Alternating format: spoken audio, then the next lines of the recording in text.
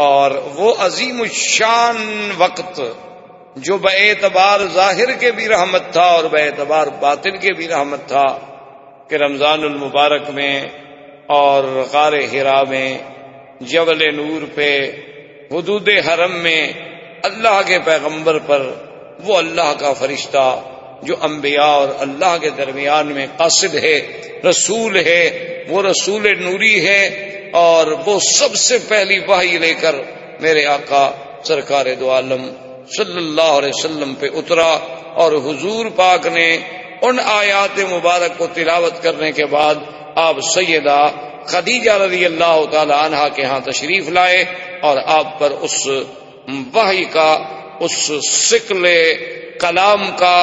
اور اس لقاء جبریل کا جو اثر تھا، اس کی وجہ سے ایک اس طرح بھی کیفیت تھی جس کا آپ نے سیدہ خدیجہ رضی اللہ تعالی عنہا سے اظہار کیا، تقریباً ہم نے یہاں تک اپنے دروس میں بیان کیا۔ اور سب سے پہلی بات تو یہ سمجھیں کہ وحی جو ہے، جب تک وحی نہ ہو اس وقت تک اللہ کا نبی نبی نہیں کہلاتا، حالانکہ فیصلہ تو اللہ تقدیر میں کر چکے ہوتے، کیونکہ اللہ کے علم میں ہر چیز، اللہ کو پتا ہے کہ ہم نے کس کس کو نبوت دینی ہے، کس کو رسول بنانا ہے، اور کس پیغمبر نے کس زمانے میں مبعوث ہونا ہے، کتنا دن اس نے دنیا میں رہنا ہے اور کب، یہ سب اللہ کے علم ہے۔ لیکن جب ان کی بعثت کا زمانہ قریب آتا ہے تو جب وحی نازل ہوتی ہے تو اب ان کو نبوت ملتی ہے، یعنی وقت بعثت کا تعلق جو ہے وہ وحی سے۔ اب وحی کیا چیز ہوتی ہے؟ وحی کا معنی ہوتا ہے کہ کسی کلام کا، کسی کلام مخفی کا بڑے مخفی طریقے سے کسی تک پہنچانا، اس کو کہتے ہیں وحی۔ اور اللہ جو اپنے نبیوں پہ وحی فرماتے ہیں اس کے پھر یعنی اقسام، ایک تو وحی کا طریقہ یہ ہوتا ہے کہ اللہ تبارک و تعالی اپنی قدرت سے پیغمبر کے سینے میں بات ڈال دیتے ہیں، یہ بھی ایک وحی ہے۔ اور ایک طریقہ یہ ہوتا ہے کہ اللہ کا فرشتہ وحی لے کے آتا ہے، لیکن وہ اللہ کے حکم سے پیغمبر کے دل پہ القاء کرتا ہے، یعنی ایک تو اللہ نے خود براہ راست وحی ڈال دی، درمیان میں کوئی فرشتہ نہیں، اللہ تبارک و تعالی نے پیغمبر کے دل میں ایک بات کا القاء کر دیا۔ دوسرا طریقہ یہ ہے کہ آیا تو فرشتہ، اترا تو فرشتہ لے کر وہ وحی، لیکن اس نے کہا اللہ تبارک و تعالیٰ کے پیغمبر کے دل پر اللہ کے حکم سے اس وحی کو اتار دیا، جیسے کہ قرآن پاک نے ایک مقام پہ اس کی وضاحت بھی کی ہے، فرمایا نزل به الروح الامین علی قلبک لتکون من المنذرین، آپ کے دل مبارک، یہ دو۔ اور تیسری صورت یہ ہوتی ہے کہ وہ فرشتہ کسی انسان کی شکل میں آ کر اللہ کے پیغمبر کے آمنے سامنے بیٹھ کے وہ وحی سناتا، اور سب سے آسان صورت یہی ہو کہ جب فرشتہ کسی انسانی شکل میں اللہ تبارک و تعالیٰ کے پیغمبر کے سامنے آئے اور آ کے بات کرے اور اللہ تبارک و تعالیٰ کا پیغام پہنچائے۔ تو جبریل علیہ السلام جب پہلی دفعہ آئے ہیں تو وہ اسی صورت میں آئے، یعنی جبریل علیہ السلام جب آئے وحی لے کر، جب سب سے پہلی وہ 5 آیتیں مبارک جو تھیں اقرا بسم ربک الذی خلق، وہ نازل ہوئی تو جبریل ایک انسانی شکل میں آئے، لیکن چونکہ حضور صلی اللہ علیہ وسلم نے پہلے جبریل کو دیکھا نہیں تھا اور اس سے پہلے کبھی آپ پر وحی نہیں اتری تھی، اور پھر اللہ کے کلام کا جو اثر ہوتا ہے وہ کوئی معمولی سا اثر تو نہیں ہوتا۔ صحابہ کہتے ہیں کہ ہم نے اپنے آنکھوں سے دیکھا کہ حضور اگر اونٹنی پہ بیٹھے ہیں اور وحی اترنی شروع ہوئی تو اونٹنی کھڑی نہیں ہو سکتی تھی، بیٹھ جاتی۔ حضرت زید رضی اللہ تعالی عنہ صحابی ہیں رسول پاک کے صلی اللہ علیہ وسلم، اور بڑے علماء صحابہ میں سے، قرائے صحابہ میں سے ہیں، یعنی یہ وہ شان والا صحابی ہے جس کو قرآن جمع کرنے کی ڈیوٹی جو تھی سیدنا ابو بکر صدیق رضی اللہ تعالی عنہ لگائی۔ وہ کہتے ہیں کہ ایک دفعہ حضور کے ساتھ میں بیٹھا تھا اور حضور صلی اللہ علیہ وسلم نے اپنی ران مبارک جو تھی وہ میری فخذ پہ رکھی ہوئی تھی، میری ران پہ رکھی ہوئی تھی، وحی نازل ہونے لگی، قریب تھا کہ میری ٹانگ ٹوٹ جاتی۔ تو بہرحال جب جبریل علیہ السلام آئے وحی لے کر اور اسی میں پھر اللہ تبارک و تعالی نے اپنی رحمتوں سے یہ بھی انتظام فرما دیا، اور یہ شرف بھی صرف آمنہ کے لال کو ملا صلی اللہ علیہ وسلم، کہ جبریل علیہ السلام کو اس کی اصلی صورت میں دکھلایا گیا 2 دفعہ میرے مدنی صلی اللہ علیہ وسلم، اور کسی نبی نے نہیں دیکھا۔ اچھا، اس کی وجہ کیا تھی؟ وہ تو نبی کے بعد نبی آتا ہے، ایک پیغمبر آئے، اس کے بعد دوسرے نبی آئے، تو دوسرے آنے والے نے پہلے نبی کی تصدیق کر دی۔ اب حضور صلی اللہ علیہ وسلم جو کہ آخری نبی ہیں، خاتم الانبیاء ہیں، خاتم المرسلین ہیں، اللہ کے کروڑوں صلاۃ و سلام حضور کی ذات اقدس پر، آپ کے بعد تو نبی کوئی نہیں، اور عیسیٰ ابن مریم جب اتریں گے تو قیامت قریب آ جائے گی، تو یہ درمیان میں جو ہزاروں سال کا وقفہ ہے اس میں تو کوئی نبی نہیں۔ تو لازماً جو غلط قوتیں ہیں، یعنی اعداء اسلام ہیں، اعداء دین ہیں، وہ چاہے یہودی ہوں، نصرانی ہوں، وہ چاہے ہندوز ہوں، وثنی ہوں، کوئی ہوں، الکفر ملۃ واحدہ، تو ان کے پاس یہ سب سے بڑا ہتھیار تھا کہ جی آپ کہتے ہیں کہ جبریل میرے پاس آئے، تو آپ نے کیا جبریل کو دیکھا بھی تھا؟ اسی لیے جب علماء سے آپ علم پڑھتے ہیں تو اس کو کہتے ہیں سند، تو اس سند کا اتصال دیکھا جاتا ہے کہ میں نے مثلا کس سے پڑھا بھی ان خیر محمد، اور خیر محمد نے کس سے پڑھا بھی ان خلیل احمد سہارنپوری، خلیل احمد سہارنپوری نے کس سے پڑھا جی ان شیخ محمود الحسن دیوبندی، انہوں نے کس سے پڑھا جی، تاکہ وہ سند پہنچے گی امام بخاری تک، اور پھر امام بخاری سے حضرت محمد رسول اللہ صلی اللہ علیہ وسلم۔ تو اس لیے اب اللہ نے، یہ تو ہوتی نا، اب یہ قرآن کی سند ہے کہ قرآن اتارنے والے کون ہیں؟ اللہ پاک، لانے والے کون ہیں؟ جبریل، اور اتارا کس کے بھی گیا؟ حضور صلی اللہ علیہ وسلم۔ تو اس لیے اللہ تبارک و تعالی نے قرآن پاک میں یہ بھی ارشاد فرما دیا، جیسے آپ نے سورۃ النجم میں پڑھا ہے کہ والنجم اذا ہوا ما ضل صاحبکم وما غوی وما ينطق عن الهوى ان هو الا وحی یوحی علمہ شدید القوى ذو مرۃ فاستوى وهو بالافق الاعلى ثم دنا فتدلى فكان قاب قوسين او ادنى فاوحى الى عبده ما اوحى۔ اللہ نے فرمایا کہ ہم نے جو فرشتہ اتارا وہ فرشتہ شدید القوا ذو مرۃ، اتنی قوت والا، طاقت والا فرشتہ کہ اس کے بارے میں آپ تصور نہیں کر سکتے، کہ جس کو اللہ نے حکم دیا لوط کی بستیوں کو اٹھا کے آسمان تک لے گیا۔ وَهُوَ بِالْأُفُقِ الْأَعْلَى، حضور کو زمین پر بھی دکھایا گیا، اور قرآن کہتا ہے وَلَقَدْ رَآهُ نَزْلَةً أُخْرَى عند سدرۃ المنتہا، اللہ نے پھر جبریل کو اس کی اصلی صورت میں سدرۃ المنتہا کے پاس میرے مدنی پاک کو آسمانوں میں بھی دکھایا، تاکہ اب اتصال سند ہو جائے، اتصال ہو جائے کہ میرے مدنی نے جبریل سے پڑھا، جبریل نے خدا سے پڑھا، اور جس سے پڑھا اس کو دیکھا بھی۔ یہ نہیں کہ کل کوئی کہہ سکے جی پتہ نہیں کون آیا تھا آپ کے پاس۔ اور اسی طرح دوسری بات یہ بھی سمجھیں کہ دشمن یہ بھی کہہ سکتے ہیں کہ جی کوئی ضروری ہے کہ جبریل اترا ہو، کوئی جن آیا ہو، اس کی کیا دلیل ہے کہ وہ جبریل تھا؟ کیونکہ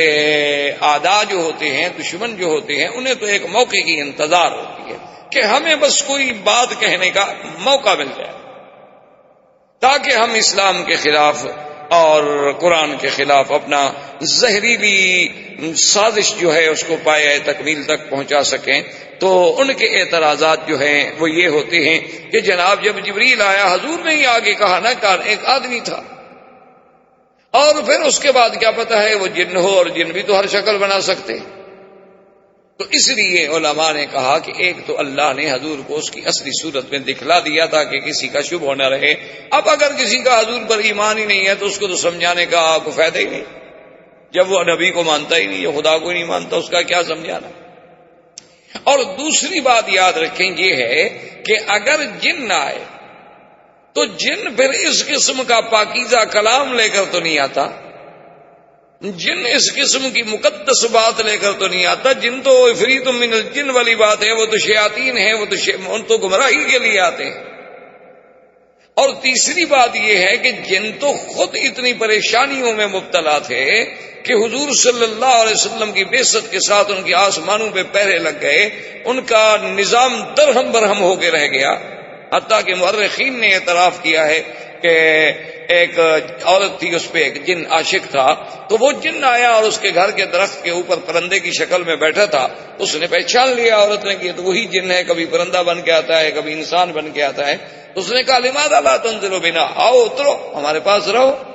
اس نے کہا تمہیں پتہ نہیں ہے کہ ایک نبی پیدا ہو چکا ہے، تمہیں پتہ نہیں ہے کہ آج جن کے سال میں پڑے، اور تمہیں پتہ نہیں کہ اس نبی کی شریعت میں زنا حرام ہے۔ تو جنوں کا یہ عالم تھا۔ تو اس لیے ایک ہوتا ہے محض شبہات پیدا کرنا، ایک ہوتا ہے نظر انصاف سے کسی بات کا دیکھنا۔ شبہات پیدا کرنا تو بہت آسان، لیکن نظر انصاف سے دیکھا جائے تو اس سے بڑی سچائی کی، حقانیت کی کیا دلیل ہو سکتی ہے کہ وہ پیغمبر جو بوقت وحی کہتا ہے ما انا بقارئ، میں پڑھا ہوا نہیں ہوں، لیکن ایسا کلام لاتا ہے کہ دنیا کا ہر پڑھا ہوا اس کے سامنے دنگ رہ جاتا ہے، تو یہ کیسے جن کا کلام ہو سکتا ہے؟ تو بی بی سیدہ خدیجہ رضی اللہ تعالی عنہا ورقہ ابن نوفل کے پاس لے گئیں۔ ورقہ ابن نوفل نے جب ساری کہانی سنی تو اس نے کہا ابشری یا خدیجہ، نزل علیہ الناموس الاکبر ونزل علیہ الذی نزل علی موسیٰ علیہ السلام، کہ مبارک ہو یہ جو واقعہ بتلا رہے ہیں ان پر تو وہی ناموس اکبر، وہی روح الامین، وہی اللہ کا فرشتہ اترا ہے جو حضرت موسیٰ علیہ السلام پہ اترا۔ اور یہاں یہ بات بھی یاد رکھیں کہ حضور کی بعثت سے پہلے کچھ لوگ ایسے بھی تھے مکے میں جو موحد تھے، اللہ کی توحید کو مانتے تھے، لیکن بیچاروں کو تفصیل کا پتہ کوئی نہیں، جیسے ورقہ ابن نوفل۔ یہ بھی دین نصارہ میں تھا، یہ بت پرست نہیں تھا، یہ بتوں کو سجدہ نہیں کرتا۔ اسی طریقے سے اور عمرو بن نفیل تھا، اسی طریقے سے قص بن قیس بن ساعدہ تھا۔ یہ وہ لوگ تھے جو دعوت توحید دیتے تھے، لوگوں کو کہتے تھے کہ دین حنیف اختیار کرو، دین ابراہیم علیہ السلام اختیار کرو، یہ تم جو بتوں کو پوجتے ہو اور بتوں کے آگے سجدہ کرتے ہو یہ کوئی دین نہیں ہو سکتا۔ یہ کیسا دین ہے کہ آدمی اپنے ہاتھوں سے بت بنائے اور ان کو آ کے رکھ دے اور ان کو پھر دیوی دیوتا سمجھ کے پوجنا شروع کر دے؟ یہ بات نہ عقل میں ہے اور نہ نقل میں ہے، ان چیزوں سے بچ جاؤ۔ اور بڑی عجیب عجیب کیسے ابن ساعدہ عجیب عجیب باتیں کرتا تھا، اور اللہ نے خدا کی قدرت دیکھیں، اس کو اتنی بڑی حکمت بھی دی تھی، علم بھی دیا تھا، اور اس کو اللہ نے اتنی بڑی وجاہت دی تھی کہ جب مکے والوں نے اس کی توحید کے سبق سے تنگ آ کے اس کو مکے سے نکال دیا تو اس نے باہر جا کے ایک چشمے پہ ڈیرا لگا لیا۔ اس چشمے پہ جنگل کے درندے آتے، شیر آتے، چیتے آتے، بگیاڑ آتے، پانی پیتے، اس کے ساتھ بیٹھے رہتے، اور کبھی کبھی اگر ایک جانور پانی پی رہا ہوتا اور دوسرا اس کے اوپر کوشش کرتا اس سے آگے پانی پینے کی تو وہ ان کو ڈانٹتا اور مارتا اور کہتا ہے اس کو پانی پینے تو کیوں زیادتی کر رہے ہو؟ یعنی اس کا حکم جو ہے وہ درندوں اور چرندوں پہ بھی چلتا تھا، لیکن وہ توحید پہ تو رہے، لیکن ان کی دعوت میں اتنی اثر پیدا نہیں ہو سکا۔ اب حضور صلی اللہ علیہ وسلم کی جب آپ نے ورقہ ابن نوفل کی باتیں سنی تو ورقہ نے ایک خاص بات یہ بھی کی، اس نے کہا کہ یا لیتنی، یا رسول اللہ کاش اس وقت میں بھی موجود ہوتا اور میری جوانی ہوتی، تاکہ میں آپ کا انصار بنتا، آپ کا خادم بنتا، آپ کا معاون بنتا، یہ قوم آپ کو مکے سے نکالے۔ تو حضور صلی اللہ علیہ وسلم بھی جوش میں آگے فرمایا ابا مخرجیہم، بخاری شریف کی حدیث ہے، آپ نے فرمایا ابا مخرجیہم، مکے والے مجھے نکالیں گے؟ کیوں نکالا تو اس کو جاتا ہے جس کے کردار پہ کوئی بات ہو، مجھے کیوں نکالیں گے؟ اس نے کہا حضور آپ پریشان نہ ہوں، جتنے نبی گزرے ہیں ان سب کو قوموں نے نکالا ہے، ان سب کو ہجرت کرنی پڑی ہے، حق کہنے والوں پر یہ امتحان آتے ہیں۔ یہ کبھی نہیں ہو سکتا کہ حق کہا جائے اور تکلیفیں۔ اس لیے ہمارے ایک عالم دوست فوت ہو گئے، اللہ ان کی قبر پہ رحمت فرمائے، وہ کہتے تھے یہ کبھی نہیں ہو سکتا کہ آدمی حق کہے اور لوگ حلوہ کھلائیں۔ انہوں نے کہا یہ حلوہ کھانے والے جو ہیں نا یہ سمجھ لو کہ پھر حق نہیں کہتے، ورنہ اللہ کے انبیاء کو تو پتھر ملے اور ہمیں حلوہ آخر کیوں ملتا ہے؟ اس کا معنی ہے کہ ہم کچھ حق کھل کے کہہ نہیں رہے، ہم کچھ تھوڑا بہت اوپر وہ شوگر کوٹڈ کر رہے ہیں کنین کھلانے کے لیے، اس کے اوپر کوئی میٹھا میٹھا لگا رہے ہیں، ورنہ اگر کھل کے حق کہیں تو اللہ کے نبی کا لوگوں نے حق برداشت نہیں کیا تو ہمارا حق کون برداشت کرے؟ یہ کیسے ہو سکتا ہے کہ حق الحق مر، حق تو کڑوا ہوتا ہے؟ یہ تو کبھی ہو نہیں سکتا کہ حق میں میٹھا، حق تو کڑوا لگے گا۔ تو حضور صلی اللہ علیہ وسلم واپس تشریف لے آئے، تو یہ آپ کی نبوت کی ابتدا تھی۔ سمجھے، نبوت کا معنی کہ وحی تو اترنی شروع ہو گئی، اب آپ کی نبوت تو شروع ہو گئی۔ لیکن ایک ہوتا ہے کہ آگے دین کا، تبلیغ کا، رسالت کا، پیغام کا، اوامر کا پہنچانا، وہ ابھی حکم نہیں ملا تھا۔ پہلا حکم تو صرف اتنا تھا نا، اقرأ باسم ربک الذی خلق، آپ پڑھیں۔ تو اب حضور صلی اللہ علیہ وسلم، ایک روایت مبارک میں ہے کہ اپنے گھر میں لیٹے ہوئے تھے، سیدہ خدیجہ کے گھر میں، اور کپڑا مبارک اوپر ڈالا ہوا تھا، کیونکہ قرآن پاک میں دو مقام پہ لفظ ہے، ایک مدثر اور ایک مزمل۔ مزمل کا معنی بھی یہی ہوتا ہے کسی کپڑے کا اپنے اوپر لپیٹ کے لیٹ جانا، سو جانا۔ مدثر کا معنی بھی، دثار کا معنی یہی ہوتا ہے کہ کوئی بڑے سے بڑا کپڑا لے کر یا کوئی بڑے سے بڑا کمبل لے کر، کوئی چیز لے کر آدمی اپنے آپ کو لپیٹ لے اور لیٹ جائے، تو اس کو کہتے ہیں مزمل، اور اسی کو کہتے ہیں مدثر، دثار سے اور تزمیل سے۔ تو حضور صلی اللہ علیہ وسلم لیٹے ہوئے تھے کہ اللہ کا قرآن نازل ہوا، جبریل علیہ السلام تشریف لائے کہ یا ایھا المدثر قم فانذر، یا ایھا المدثر قم فانذر وربک فکبر وثیابک فطہر والرجز فہجر۔ اور یہ بھی دیکھیں شان رسول پاک صلی اللہ علیہ وسلم، یہ سب سے بڑی عظمت شان ہے کہ اللہ تبارک و تعالی اپنے محبوب کو خطاب کرے اس کی اسی کیفیت میں جس کیفیت میں وہ لیٹے ہوئے تھے۔ اے میرے محبوب، کپڑے میں لپٹنے والے، کپڑے میں لپٹ کے لیٹنے والے، اٹھو۔ اس سے بڑی محبوبیت کی کیا دلیل ہو سکتی ہے کہ آدمی جب خطاب کرے تو اسی کیفیت کو بیان کرے جو اس کی کیفیت۔ جیسے کہ سیدنا علی رضی اللہ تعالی عنہ ایک دن حضور پاک تشریف لائے اور حضرت علی کے بارے میں پوچھا، تو بی بی فاطمہ الزہرا رضی اللہ تعالی عنہا نے عرض کیا کہ یا رسول اللہ، حضرت علی کسی بات پہ ناراض ہو کے گھر سے باہر تشریف لے گئے ہیں۔ تو حضور ڈھونڈتے آئے، دیکھا کہ حضرت علی مسجد میں لیٹے ہوئے ہیں، اور مسجد میں بھی اس انداز میں لیٹے ہوئے ہیں کہ ایک کچی اینٹ سرانے کے نیچے رکھی ہوئی ہے مٹی کی، اور اسی مٹی پہ لیٹے ہوئے ہیں، کوئی پرچھا بھی نہیں، کوئی نیچے بستر بھی نہیں، کوئی کپڑا بھی نہیں، کچھ بھی نہیں۔ تو آپ کے بال مبارک میں اور مٹی لگی ہوئی ہے، تو حضور نے بھی اسی محبت میں اٹھایا، فرمایا قم یا ابا تراب، قم یا ابا تراب، اے مٹی کے باپ اٹھو۔ تو یہ محبوب کی ایک محبوبیت کی کیفیت ہوتی ہے کہ آدمی اس کو اسی کیفیت میں خطاب کرے۔ حضرت علی کی کنیت تو ابو الحسن تھی، آپ کے سب سے بڑے بیٹے حضرت حسن تھے، تو آپ کی کنیت تو ابو الحسن تھی۔ آپ کے اس کے بعد حضرت حسین تھے، لیکن ان کو یہ حضور کا پیارا خطاب جو تھا وہ اتنا بھایا اور اتنی کنیت پسند ہے، انہوں نے کبھی آج کے بعد مجھے ابھی تراب ہی کہا کرو، میں اپنی کنیت چھوڑ سکتا ہوں لیکن حضور کی محبت سے دی ہوئی کنیت کو نہیں چھوڑ سکتا۔ تو یہ معمولی سی بات نہیں ہوتی کہ اللہ اپنے نبی کو اس محبت سے اور اس انداز سے مخاطب فرمائے، یا ایھا النبی، یا ایھا الرسول، جیسے فرمایا یا زکریا، یا عیسیٰ، یا آدم، ٹھیک ہے، لیکن اس کیفیت میں کہ اے کپڑے میں لپٹنے والے، یا ایھا المدثر قم فانذر۔ اور اس کے ساتھ ساتھ یہ بات بھی یاد رکھ لیں کہ جیسے ہمارے بعض دوست ہوتے ہیں نا جو ان نے اس کا ایک ترجمہ یہ بھی کرتے ہیں کالی کملی میں لپٹنے والے، تو یہ زیادتی ہوتی ہے، یہ ایک زیادتی ہوتی ہے، ہمیشہ سمجھا۔ کیوں قرآن کہتا ہے یا ایھا المزمل، یا ایھا المدثر، اس کا معنی ہے کسی کپڑے میں لپٹنا۔ اب یہ اپنی طرف سے ترجمہ کرنا کالی کملی، تو قرآن میں ایک لفظ بڑھانے والی بات ہے، یہ خدا بہتر جانے آخر انہوں نے کہاں سے لفظ لے لیا، اللہ ہدایت عطا فرمائے۔ کیونکہ شاید انہوں نے سوچا ہو کہ کعبۃ اللہ کا غلاف کیونکہ کالا ہے تو حضور صلی اللہ علیہ وسلم کے لیے بھی ہم کوئی کالی کملی تجویز کر دیں، حالانکہ جو چیز قرآن و حدیث بیان نہ کرے وہ سیرت نہیں ہوتی، یہ بہت بڑی زیادتی ہوتی ہے، اور خاص طور پہ قرآن و حدیث میں کوئی لفظ اپنی طرف سے بڑھایا جائے، اتنی حد میں رہیں جو قرآن کہتا ہے۔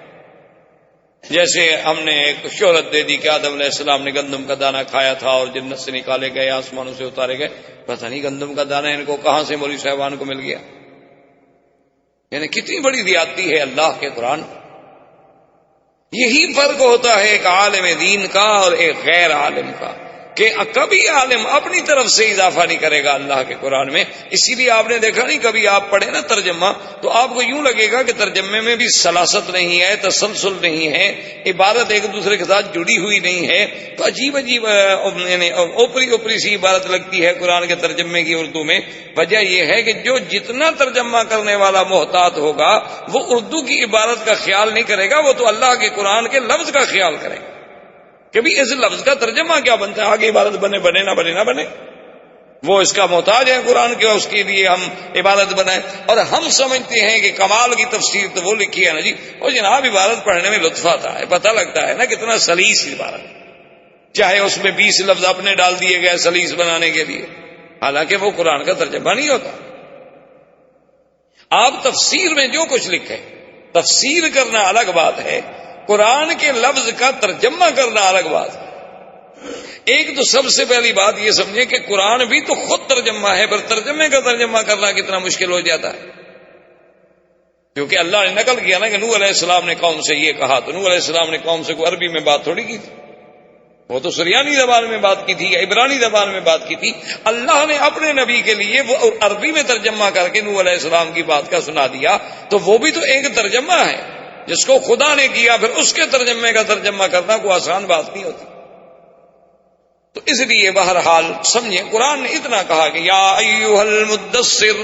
بس قرآن نے اتنا کہا کہ یا آدم ولا تقربا هذه الشجرہ، اس درخت کے قریب مت جانا۔ وہ کون سا درخت تھا اللہ جانے، جب اللہ نے قرآن میں نام نہیں لیا تو ہم کہاں سے ڈھونڈ کے لے آئیں؟ یہ سب سے بڑی بنیادی غلطی ہے جس سے ہم گمراہ ہوتے ہیں، اللہ معاف فرمائے۔ اللہ حضرت شاہ جی رحمت اللہ علیہ، عطا اللہ شاہ بخاری جب فوت ہو گئے اور قاضی احسان جب فوت ہو گئے تو قاضی احسان کے بارے میں ان کے ایک بڑے معتقد تھے اور بہت بڑے وہ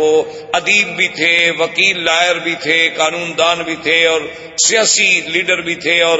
بڑے اچھے رائٹر بھی تھے۔ تو انہوں نے شورش کاشمیری کو خط لکھا کہ میں قاضی صاحب کی یعنی سوانح لکھنا چاہتا ہوں، چونکہ قاضی صاحب کے ساتھ تمہارا بھی بہت بڑا تعلق تھا تو مہربانی کر کے ان کے کچھ واقعات مجھے لکھیں۔ تو انہوں نے شورش صاحب نے جواب دیا کہ سوانح ضرور لکھو، لیکن خدا کے لیے قاضی صاحب کو قاضی صاحب ہی رہنے دینا، یعنی سوانح لکھتے ہوئے یہ نہ کرنا کہ ما فوق الفطرت چیز بنا دو۔ اسی لیے یہ معنی نہیں ہوتا کہ حضور کی سیرت کا بیان اس انداز میں کیا جائے کہ ان کو مقام الوہیت پہ بٹھا دیں یا الوہیت کے قریب لے آئیں۔ نا، نبوت کا اپنا مقام ہے، رسالت کا اپنا مقام ہے اور الوہیت کا اپنا مقام ہے، وحی کا اپنا مقام ہے، اس میں ہم ایک لفظ بھی آگے پیچھے نہیں کر سکتے۔ تو جب یہ حکم ملا کہ یا ایھا المدثر قم فانذر، اٹھو میرے مدنی، اب اٹھو،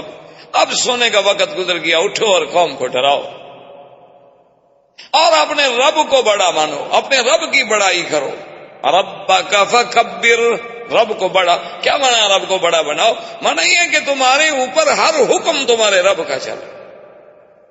جیسے آپ گھر میں کوئی بات ہو نا تو بچے کو شرارت کر رہے ہوں تو اگلے کہتے بھائی عقل کرو، گھر میں بڑا ہے، بھائی تمہارا بڑا بھائی ہے، بھائی تمہارا باپ موجود ہے، دادا موجود ہے، بھائی آرام سے بات سنو، بڑا بات کہہ رہا ہے۔ تو رب کو بڑے بنانے کا معنی یہ تو نہیں ہے نا کہ بات تو تم کافروں کی مانو اور ویسے اللہ اکبر بھی کہتے رہو، یہ رب کو بڑا بنانا نہیں ہوتا۔ اس کا معنی یہ ہے کہ آپ اللہ سے بھی دھوکہ کر، کہ آپ نماز میں تو کہہ دیتے ہیں اللہ اکبر، لیکن آپ نے خدا کو کبھی بڑا سمجھا نہیں۔ خدا کو بڑا سمجھتے تو اس کی نافرمانی کیسے کرتے، گناہ کیسے کرتے۔ اب جب یہ حکم ملا، حضور صلی اللہ علیہ وسلم نے اپنی دعوت کا آغاز جو کیا تو سب سے پہلے اسلام لانے والوں میں کون ہے؟ سیدہ خدیجہ، اول من اسلمت، سب سے پہلے اسلام لانے والی بی بی خدیجہ۔ اسی لیے یعنی میں باہر کے ملکوں میں بھی اور کہیں بھی جب اللہ موقع دیتا ہے تو آج کل کے جو ہمارے جدید لوگ ہیں جو بڑے جدیدیت سے متاثر ہیں، جدید نظام سے اور جدید تہذیب کے بیچارے دل دادا ہیں، تو جنہیں بڑا غم کھا رہا ہے عورتوں کی آزادی کا، مساوات کا، وہ کہتے ہیں جی اسلام نے عورت کی شہادت کا حق نہیں دیا۔ انہیں بتاتا ہوں خدا کے بندے، اسلام نے تو عورت کو اتنی بڑی عظمت دی کہ میرے مدنی کی نبوت کی پہلی گواہ عورت ہے۔ سب سے پہلے اسلام لانے والی کون ہے؟ خدیجہ ہے۔ اسلام نے تو اتنی بڑی عزت دی ہے عورت۔ اب سیدہ خدیجہ اسلام لانے کے بعد حضرت زید اسلام لائے۔ حضرت زید کون تھے؟ جن کا واقعہ پہلے ہم پڑھ چکے ہیں کہ زید ابن حارثہ تھے، لیکن بیچارے غلام بن کے آئے اور زید ابن محمد کہلائے۔ اصل میں وہ غلام تھے، پھر بی بی خدیجہ نے خریدا، بی بی خدیجہ نے انہیں آزاد کر کے حضور کی غلامی کے لیے وقف کر دیا، تو وہ بھی چونکہ اسی گھر میں رہتے تھے تو اس پر حضرت زید بھی اسلام لائے۔ اور یہ گھر والوں کی بات ہو رہی، یعنی گھر والوں میں سے اول کون اسلام لایا؟ سب سے پہلے بی بی خدیجہ، حضرت زید اور سیدنا علی۔ چونکہ حضرت علی رضی اللہ تعالی عنہ کو حضور صلی اللہ علیہ وسلم نے ابی طالب سے مانگ لیا تھا کہ چچا آپ کی اولاد بہت زیادہ ہے، اب اللہ کا فضل ہے ہم اپنے پاؤں پہ کھڑے ہیں، آپ اپنا ایک بیٹا مجھے دے دیں جن کی تربیت بھی میں کروں گا اور خرچہ بھی میں برداشت کروں گا۔ تو حضرت علی کو بھی حضور لے آئے اور حضرت علی نے بھی سیدہ خدیجہ کے گھر میں یعنی حضور کے گھر میں تربیت۔ اور اسی لیے حضرت علی کے بارے میں آتا ہے نا کہ آپ کا لقب تھا کرم اللہ وجہہ، مانا یہ تھا کہ اللہ آپ کے چہرے کو عزت دے، اس لیے کہ آپ نے کبھی کفر میں بھی اور بچپن میں بھی کبھی بت کو سجدہ نہیں کیا، یعنی بچپن میں بھی، حالانکہ زمانہ کفر تھا، لیکن اس کے باوجود بھی حضرت علی رضی اللہ تعالی عنہ نے کبھی کسی بت کو سجدہ نہیں کیا۔ حضور سرکار دو عالم صلی اللہ علیہ وسلم نے اس ابتدائی یعنی نبوت سے پہلے بھی کبھی کسی بت کے سامنے نہیں جھکے، اور کبھی بلکہ ایک دفعہ جب راہب نے کہا کہ اقسم علیک باللات والعزی، اس نے فرمایا خبردار مجھے لات اور عزی کے بارے میں قسم نہ رکھ، انی ابغضہما، میں تو ان سے بغض کرتا ہوں، مجھے تو سب سے زیادہ نفرت ہے لات اور عزی سے۔ تو حضرت علی نے بھی کبھی سجدہ نہیں کیا تھا، حضرت علی بھی اسلام لے آئے۔ اب حضور صلی اللہ علیہ وسلم کی بیٹیاں سیدہ رقیہ، سیدہ ام کلثوم، سیدہ زینب، سیدہ فاطمہ رضوان اللہ تعالی علیہن اجمعین، حضور صلی اللہ علیہ وسلم کی 4 بیٹیاں۔ اور یہ بھی ایک بڑا عجیب بات ہے کہ ایسے فرقے بھی روافض کے دنیا میں موجود ہیں جو حضور کی صرف ایک بیٹی کے تو قائل ہیں سیدہ فاطمہ کے، باقی بیٹیوں کا انکار کرتے۔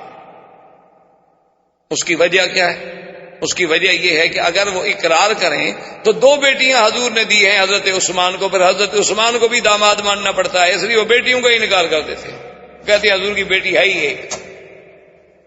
بھئی اللہ کے بندے، بیٹیوں کے بارے میں پوچھنا ہے تو باپ سے پوچھیں کہ تمہاری کتنی بچی، بیٹیوں کے بارے میں پوچھنا ہے تو سیدہ خدیجہ سے پوچھیں، ماں سے پوچھیں کہ تمہاری کتنی لڑکیاں ہیں، بیٹیوں کے بارے میں پوچھنا ہے تو چاچا سے پوچھیں، قریبی عزیزوں سے پوچھیں، یہ تو نہیں کہ 1400 سال کے بعد ایک مولوی سے پوچھیں۔ تو بہرحال 4 بیٹیاں بھی اسلام لے آئیں۔ اب حضور صلی اللہ علیہ وسلم نے اپنی دعوت کا آغاز کیا کہ گھر سے باہر بھی اب بات کو رکھا جائے۔ تو جب دعوت کا آغاز گھر سے باہر کیا گیا تو سب سے پہلے ایمان لانے والے سیدنا ابو بکر، اور حضور صلی اللہ علیہ وسلم نے فرمایا، آپ نے فرمایا کہ دنیا میں ایک انسان ہے جس کو میں نے جب اسلام کی دعوت دی تو اس نے کوئی سوال نہیں کیا، اس نے یہ نہیں پوچھا کہ حضور وحی کب اتری، آپ کے پاس کیا دلیل ہے کہ آپ اللہ کے نبی ہیں، آپ کے پاس کیا دلیل ہے کہ واقعی وہ جبریل آیا تھا۔ انہوں نے کہا پہلا شخص ہے سیدنا صدیق کہ میں نے دعوت اسلام دی، اس نے کہا قبلت اشہد ان لا الہ الا اللہ واشہد ان محمد رسول اللہ۔ اسی لیے حضور فرماتے تھے کہ واللہ مجھے اللہ کی قسم ہے لو وزنا ایمان الامت کلھا، کہ اگر ایک ترازو میں میری پوری امت کا ایمان رکھا جائے اور ایک پلڑے میں ابو بکر کا ایمان رکھا جائے لرجح ایمان ابو بکر، ابو بکر کا ایمان زیادہ بھاری ہو گیا۔ اور اسی طرح سرکار دو عالم صلی اللہ علیہ وسلم نے فرمایا کہ واللہ ما وطأ علی الارض احد بعد الانبیاء، کہ خدا کی قسم ہے اس زمین پر انبیاء کے بعد کسی افضل شخصیت نے قدم نہیں رکھا جیسا کہ ابو بکر۔ کیا مانا کہ اللہ کے نبیوں کے بعد مخلوق میں اگر کوئی افضل ہے تو ابو بکر رضی اللہ تعالی۔ اسی لیے علماء نے کہا ہے، بات کو سمجھیں، کہ اگر عورتوں میں اولیت دیکھی جائے تو خدیجہ کو ملے گی، غلاموں میں اولیت دیکھی جائے تو حضرت زید کو ملے، اور بچوں میں اولیت دیکھی جائے تو حضرت علی کو ملے، لیکن باشعور اور سمجھدار اور عین رشد والے سن میں اگر اولیت دیکھی جائے تو ابو بکر کو ملے گی، چونکہ حضرت علی ایمان لائے لیکن بچے تھے، بی بی خدیجہ اسلام لے آئی لیکن عورت تھی، زید اسلام لے آئے غلام تھے، لیکن آزاد اور سرزمین حرم کا، سرزمین مکہ کا ایک عظیم معروف انسان، وہ ایمان لانے. اسی لیے علماء نے لکھا کہ سب سے پہلا ایمان لانے والا کون ہے؟ ابو بکر، چونکہ باقی یا تو غلام ہے، حضور کی بیوی ہے، یا حضرت علی بچے. اور یہ بات بھی یاد رکھیں کہ سیدنا ابو بکر بھی ان لوگوں میں ہیں کہ جنہوں نے اسلام لانے سے پہلے بھی کبھی بت کو سجدہ نہیں کیا، بلکہ آپ کے والد ابی قحافہ وہ تو بتوں کو سجدہ کرتے تھے، باقاعدہ بتوں کی عبادت کرتے. تو وہ حضرت صدیق کو بڑا زبردستی پکڑ کے لے جاتے کہ بھائی تم بھی تو میرے ساتھ چلو نا، کبھی میرے خدا کے سامنے بیٹھ کے عبادت کرو، کچھ تضرع کرو، کچھ عاجزی کرو، تم کبھی بھی نہیں آتے ہمارے ساتھ. تو حضرت ابو بکر صدیق کسی طریقے سے، کسی بہانے سے، اب باپ سے آدمی کیا کرے، باپ سے نہ تو لڑ سکتا ہے، نہ جھگڑ سکتا ہے، نہ باپ کے آگے زور سے بات کر سکتا ہے، تو کوئی نہ کوئی بہانہ کر کے حضرت صدیق ادھر ادھر ہو جاتے. لیکن اتفاق کی بات یہ ہے کہ ایک دفعہ حضرت ابی بکر اپنے گھر میں تھے اور ابی قحافہ ضد کر گئے، انہوں نے کہا آج میں تمہیں کبھی نہیں چھوڑوں گا، تم جا کے میرے ساتھ میرے خدا کی بات، اور پکڑ کے لیا اپنے عبادت خانے میں. جب آ گئے تو حضرت صدیق فرماتے ہیں کہ اب میرے لیے کوئی چھٹکارا نہیں تھا، تو اللہ نے میرے دماغ میں بات ڈالی. میں نے کہا ابا جان بات یہ ہے کہ آپ جائیں، آج میں علیحدہ بیٹھ کے اس مسئلے پہ غور کرتا ہوں اور پھر علیحدہ بیٹھ کے عبادت کروں. ابا خوش ہو گئے، والد چپ کر کے چلے گئے. حضرت صدیق فرماتے ہیں جب مجھے تسلی ہو گئی کہ ابا دور چلے گئے، اب نہیں آئیں گے، میں نے جا کر دور سے دیکھ لیا اور دروازہ بند کر کے آیا، اور میرے باپ کا وہ جو خدا بنا کھڑا تھا، میں نے اس سے کہا کہ بھائی مجھے پانی پلاؤ، مجھے پیاس لگی ہے، پانی چاہیے. اب وہ کیا بت کیا بات کرے، میں نے کہا چلو پانی وانی نہیں تو کوئی روٹی شوٹی کھلا دو. تو اب روٹی کیا کھلائے جی، بت کیسے روٹی کھلائے گا؟ تو کہتے ہیں میں دور گیا، میں نے ایک بڑا پتھر اٹھایا، پتھر اٹھا کے آیا، پھر دروازہ اندر سے بند کیا. میں نے کہا بات سنو، تم میرے باپ کے خدا ہو، نہ مجھے پانی پلاتے ہو نہ کھانا کھلاتے ہو، تو چلو میں تمہیں توڑتا ہوں، کم سے کم اپنی حفاظت تو کرو. اور میں نے پتھر مارا اور ٹکڑے ٹکڑے. یہ کیسے خدا ہو سکتے ہیں، پتھر کے خدا؟ اور پھر میں چلا آیا. بعد میں جب ابی قحافہ گئے، انہوں نے جا کے جناب اپنے عبادت خانے میں جا کے دیکھا تو عجیب منظر تھا کہ خدا ٹوٹا ہوا ہے. خدا کو بندہ توڑ دے، لیکن جب اللہ عقل چھین لے تو پھر کیا ہو سکتا. اب جناب انہوں نے جا کر واپس آئے بڑے غصے میں، بڑے جوش میں، اور ابی بکر کی والدہ سے کہا کہ پتا ہے تمہیں تمہارے بیٹے نے کیا کیا؟ انہوں نے کہا مجھے تو نہیں پتا. انہوں نے کہا کیا کیا؟ وہ تو میرے خدا کی توہین کر دی، اہانت کر دی، ایسا کیا ایسا کیا. کہا ہے ابی بکر آج میں نہیں چھوڑوں گا، اس کو سزا دوں گا. تو ابی بکر کی اماں نے کہا کہ ابی قحافہ جلد بازی نہ کرو، بات کو ذرا ٹھنڈے دل سے سنو اور سمجھو. انہوں نے کہا کیا بات ہے؟ اس نے کہا بات سنو کہ جب یہ ابو بکر میرے پیٹ میں تھا تو میں جب جنگل سے گزرتی تھی تو آواز آتی تھی کہ یا امت اللہ بالتحقیق ابشری بالولد العتیق لقبہ فی السماء صدیق وہو للنبی صاحب ورفیق. آواز آتی تھی کہ اے اللہ کی بندی، تمہیں مبارک ہو، تمہارے پیٹ میں ایک ایسا بچہ ہے کہ جس کا آسمانوں میں لقب صدیق ہے، اور جو زمین میں ایک نبی پیدا ہوں گے اور یہ اس کا رفیق ہوگا. تو بی بی نے کہا ان ابنی لہو شأن، ابی قحافہ میرا بیٹا بڑا شان والا بیٹا ہے، اس کو مت مارنا، اس نے جو کچھ کیا ہے بس بھول جاؤ. ابی قحافہ نے کہا اچھا عجیب بات. تو یعنی آپ اندازہ کریں کہ اللہ تبارک و تعالیٰ کے نبی سرکار دو عالم، اللہ کے کروڑوں صلاۃ والسلام میرے نبی پہ، آپ نے کتنی پیاری بات کی. فرمایا ان اللہ اختارنی ثم اختار لی اصحابی فجعل منہم اصحاری وانصاری. اللہ نے مجھے ساری مخلوق میں چن لیا اور میرے لیے پھر میرے صحابہ کو بھی خود چن لیا. ساتھی بھی اللہ نے چنے کہ جیسے سرکار دو عالم صلی اللہ علیہ وسلم کی اماں سیدہ آمنہ کہتی تھیں کہ میں جب کہیں سے جنگل میں پہاڑوں میں سے گزرتی تھی تو آواز آتی تھی کہ آمنہ تو مبارک ہو ابشری فانک قد حملت بمحمد، کہ تم اس بچے کے حمل سے حاملہ ہو جس کا نام محمد مصطفیٰ ہے۔ اور میں حیران ہوتی تھی کہ آواز کہاں سے آ رہی ہے، مجھے پتہ نہیں لگتا۔